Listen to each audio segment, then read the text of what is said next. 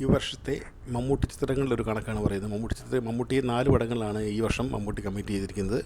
ആദ്യത്തെ ചിത്രം പേട്രിയറ്റ് ആണ്. പേട്രിയറ്റ് ഒരു വമ്പൻ താരനിരയെ മഹേഷ് നാരായണനാണ് ഡയറക്റ്റ് ചെയ്യുന്നത്. മോഹൻലാൽ, കുഞ്ചാക്കോ ബോബൻ, ഫഹദ് ഫാസിൽ, നയൻതാര, രേവതി, ദർശന ഇവരൊക്കെയാണ് മെയിൻ താരങ്ങൾ. മമ്മൂട്ടിയാണ് മെയിൻ നായകനാണെന്ന് അറിയപ്പെടുന്നത്.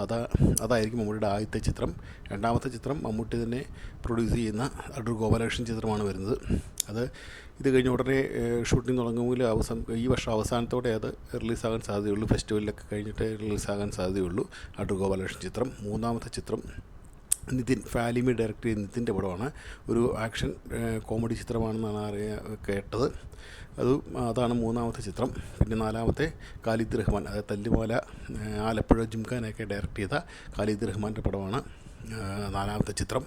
ഇങ്ങനെ 4 മെയിൻ ചിത്രങ്ങളാണ് മമ്മൂട്ടി ഈ വർഷം കമ്മിറ്റ് ചെയ്തിരിക്കുന്നത്. പിന്നെ ഈ ആഴ്ച റിലീസാകുന്ന ചത്തപ്പച്ചയിൽ മമ്മൂട്ടി ചെറിയൊരു ഗസ്റ്റ് റോളിലും വരുന്നുണ്ട്, ക്യാമിയോ റോളിൽ വരുന്നുണ്ട്.